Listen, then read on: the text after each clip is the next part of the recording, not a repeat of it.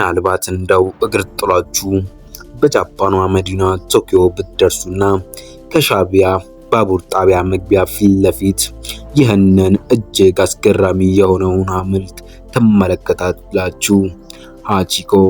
ስለ ሃቺኮ ብዙ ሰዎች አውርተው ብዙዎች ተናግረውለታል። ገና ሐውልቱ ጋር ቆመው ሐውልቱን እየተመለከቱ የሃቺኮን ታሪክ እውነተኛነት የሰማ እንባም ይለዋል። በፊልም በቲያትርና በመጽሐፍ በቢሊዮኖች የሃቺኮ ታሪክን ተጋርተውታል። ስለ እውነት፣ ስለ ፍቅር፣ ስለ ልብ ወዳጅነት የተከፈለ መስዋዕትነት ሃቺኮ። ሰላም ጤና ይስጥልኝ ክቡራንና የዩቲዩብ ቻናሌ ቤተሰቦች፣ እጅግ አስገራሚ አስደናቂ የሆኑ እውነቶችን በየዕለቱ ለማግኘት ይህንን የዩቲዩብ ቻናሌን ሰብስክራይብ በማድረግ የደውል ምልክቷን በመጫን ቤተሰብ እንድትሆኑ ጋበዝኳችሁ። አብራችሁን ቆዩ። ምንም እንኳን ውሾች በባህሪያቸው የማያወላውሉ ታማኝነት ምሳሌ መሆናቸው ቢታወቅም የሃቺኮን ያህል ረጅም ትዕግስትና እስከ ሞት ድረስ ፍቅርና ናፍቆት ምናልባትም በታሪካችን ገጥሞንም ማያውቅ ይሆናል። በሰዎች ዘንድ ሳይቀር የመታመን ፈተና በሆነበትና በሚከብድበት ጊዜ የ9 ዓመት ጥበቃውና ጌታውን ከተለየው በኋላ መመለሻው ስፍራ ላይ ላፍታ ዝንፍ ሳይል ወዳጁን የመጠበቁ ለብዙዎች እጅግ ልብ የሚነካ አስገራሚ ነው።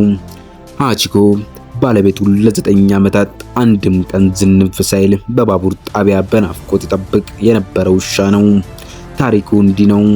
ሃቺኮ በ1923 በጃፓን ምድር ሲወለድ ለማሳደግ ወስዶት የነበረው በቶኪዮ ዩኒቨርሲቲ የግብርና ሳይንስ ፕሮፌሰር የነበረው ዩኖ ነበር። ታዲያ ሃቺኮ በፕሮፌሰር ዩኖ ቤት ከማደግም ባለፈ ከዩኖ ጋር የተለየ ወዳጅነት መስርተው ወደ ስራ ሲሄድ እስከ ጁሻሚ የባቡር ጣቢያ ድረስ አብረው የሄዱና ባቡር ጣቢያ ውስጥም ተሰናብተው ፕሮፌሰሩ ባቡር ተሳፍሮ ወደ ጉዳዩ ሲያቀና ሃቺኮ ደግሞ እሱ የሚመለስበት ምሽት እየተጠባበቀ በዚያው ባቡር ጣቢያ እሱን ሲጠብቅ ይቆያል። በባቡር ጣቢያው እስከ ምሽት ጠብቆ ባለቤቱ ከስራ ሲመለስ ወደ ቤት አብሮ መግባት የለመደው ሃቺኮ ለአንድም ቀን ሳይቀር ባለቤቱን ለመጠበቁ በባቡር ጣቢያው ዝነኛ አድርጎት ነበር። ሃቺኮ ባለቤቱን እየጠበቀ በጥበቃው ሙሉ ቀን ስለሚውል የባቡር ጣቢያው ሰራተኞች ከምሳቸው የሚያካፍሉት ታሪኩን ላለሰማ የሚነግሩለት ውሻ ሆኗል። ሀገር የሚያስቀናው ፍቅራቸውና የሃቺኮም የየዕለት ጥበቃ እየቀጠለና እየተለመደ ከወራትም በላይ ዓመታት አልፎ እስከ አንድ አሳዛኝ ዕለት ድረስ ዘለቀ። ዕለቱ ሜይ 21 1925 ነበር። በዚህ ቀን ሃቺኮ ጌታው ዩኖ መለያየታቸውን ቀድመው ባያውቁትም እንደተለመደው ባቡር ጣቢያ ድረስ ውሻው ሃቺኮ ባለቤቱ ፕሮፌሰር ሸኘ። ፕሮፌሰሩና ውሻው ሃቺኮም እንደ ወትሮ ሁሉ ስንብታቸውን ተለዋውጠው ተለያዩ። ምሽት ላይ የሚመለሰውን ጌታውን የሚጠበቀው ውሻው ሃቺኮ ምሽት ላይ የመጡ ባቡር ጣቢያዎች የሚቆሙ ባቡሮች ውስጥ የሚወርዱትን መንገደኞች መሃል አይኑን እያተከታተለ ፕሮፌሰር ዩኖን ይፈልጋል። ነገር ግን ማግኘት አልቻለም። ፕሮፌሰሩ ቀን ላይ ባጋጠማቸው የጭንቅላት ውስጥ ደም መፍሰስ ምክንያት ሕይወታቸውም ሲያልፍ ምስኪን ወዳጃቸው ሃቺኮ የሚያውቀው አንዳች ነገር አልነበረም። ጌታውን በመጠባበቅ በዚያው ባቡር ጣቢያ ቀጠለ። አንድ ምሽት ሲጠብቀው ያላገኘውን ጌታውን በሚቀጥለው ቀንም በባቡር ጣቢያው አድሮ ከሚወርዱትም ተሳፋሪዎች መሃል በአይኑ ለመለየት የሚታገለው ውሻው ሃቺኮ ከባቡር ጣቢያውና ባቡሮቹ ተሳፋሪዎች ከሚወርዱበት ስፍራ እርምጃ እንኳን ዝንፍ ሳይል ሰዓታትን እየጠበቀ መመልከት ገባ። ጌታዬን አገኛለሁ የሚለው ጉጉት ላፍታም ሳይቀንስ የዘለቀው ሃቺኮ ወደ ቤቱ መመለስ ሳያስብ የቃል ኪዳኑን ያህል በጣቢያው ጌታውን መጠበቁን ሕይወቴ ብሎ ተያያዘው። ቀናት አይደለም፣ ወራትም አይደለም፣ የማወራችሁ ዓመታትን እንጂ።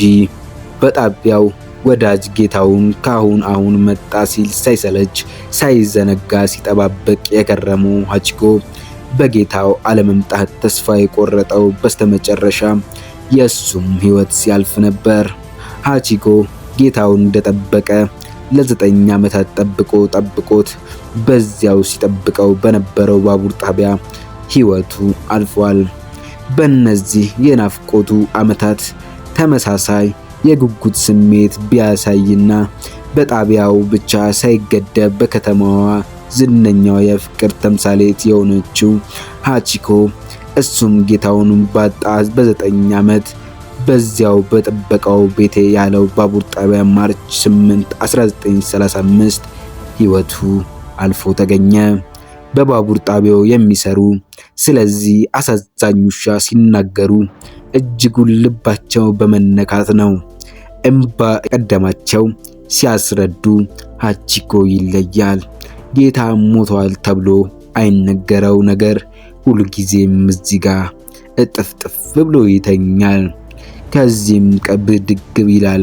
ልክ የባቡር ድምፅ ሲሰማ ከሚወርዱት ሰዎች መሃል በጉጉት ጌታውን እንደሚፈልግ ከፊቱ ገጽታ መረዳት ይቻላል ይላሉ።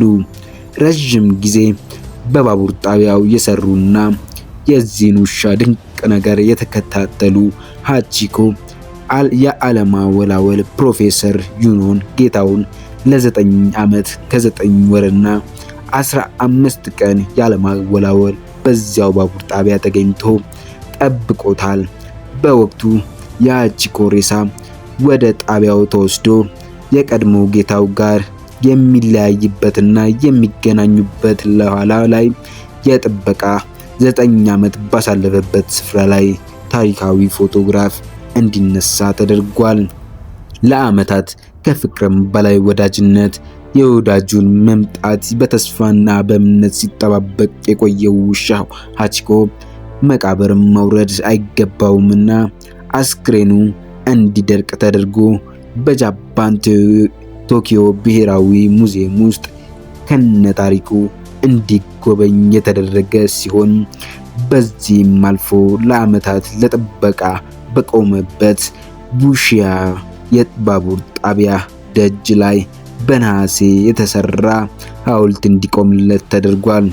በሁለተኛው የዓለም ጦርነት ግን ዓለም እንድትሆን ሆና በፈራረሰችበት ወቅት የሀቺኮ የነሐስ ሐውልት እንዲፈርስ የተደረገ ቢሆንም ታሪኩ ጠፍቶ የማይጠፋው ታማኝ ውሻ ግን ጦርነቱ ባበቃበት በ1948 በድጋሚ ሐውልቱ ተገንብቶ አሁንም ድረስ ከምሽት ውብ እይታው ጋር በባቡር ጣቢያው መግቢያ ደጅ ላይ ተመልካቾች ይመለከቱታል። ለዓመታት በጥበቃ የቆየው ባቡር ጣቢያ ታማኙ ሀቺኮ ለመዘከር በማሰብ በጣቢያው አንደኛው መስመር የሀቺኮ ጎዳና ወይም የሀቺኮ መስመር ብሎ የሰየመው ሲሆን በተመሳሳይ ሀቺኮ ጉቺ በሚል ስምም የሀቺኮ መግቢያና መውጫ በርም ተሰይመዋል። ይህንም ብቻ አይደለም። ወዳጁ ፕሮፌሰር ዩኖ በነበረበት የቶኪዮ ዩኒቨርሲቲ በሚወደው ባለቤቱ ጋር አብረው የነበራቸው ምስልም የያዘ ሐውልትም እንዲሁ ተገንብቶለታል። ታማኙን ውሻ ሀቺኮን ለመዘከር በየዓመቱ በቶኪዮ የሚገኘው ሐውልቱን የሚገኝበት ስፍራ ማርች 8 ውሾቻቸውን እንዲሁም የሀቺኮን ታሪክ የሚወዱ ሁሉ ይሰባሰባሉ ሲሆን በየዕለቱም የሀቺኮን ጽናትና ተስፋ እያሰቡ እንዲውሉ ይደረጋል። ሀቺኮ ከምን ጊዜውም ከምንም ነገር በላይ ለጃፓናውያን ብሔራዊ ምልክትም አድርገው የሚወስዱ አይጠፉም። ሀቺኮ በዚህ እጅግ አስገራሚና ልብ የሚነካ ታሪኩ በበርካታ ፊልሞች ላይ መነሳት የቻለ ሲሆን በአውስትራሊያ ስፔር ፓርትስ ፑፔ ቲያትር ለሀቺኮ መታሰቢያ የተሰራ ሲሆን በሀገሩ ጃፓን ዋና ፒስ እንዲሁም በማስተር ኩዌስትና ታይም ቦካን እንዲሁም በሌሎች በርካታ የቲያትር ፊልሞች ላይ የሀቺኮ ታሪክ የአማራ አቀራረብ ለፊልሙ ተመልካች እንዲቀርብ ተደርጓል። በሚሊዮኖች የተመለከቱት የራሱን የቻለ ሃቺኮ የተሰኘ ፊልምም አለው። ለዛሬ ይህንን የሃቺኮ የተሰኘውን ፊልም እንድትመለከቱትና ይህንን አስገራሚና እውነተኛ እንድትመለከቱት እየጋበዝኩ እኔ ግን እዚህ ጋር አበቃው። ክቡራን አድማጭና ተመልካቾቼ በቀጣይ ስለምን ማወቅ ስለምንስ መስማት ትፈልጋላችሁ? ዓለማችን ሁሌም እንደምነው ሩቅ ረቂቅና ጥልቅ ናት። ብዙ አስገራሚ የሚዳሰሱ የሚታዩ የማይታዩ የማይዳሰሱና የማይጨበጡ አስገራሚ ነገሮች የተሞላች ናት። ስለዚህም ከነዚህ ድንቆች መሃል ስለምን እናውራ? በቀጣይ ስለምን እንደምንነጋገር የሚለውን ለእናንተ ሐሳብ መስጫ ሳጥኑ ላይ አስተያየታችሁን እንድትተውልኝ እየጋበዝኩ እኔ ግን እዚህ ጋር በቃው።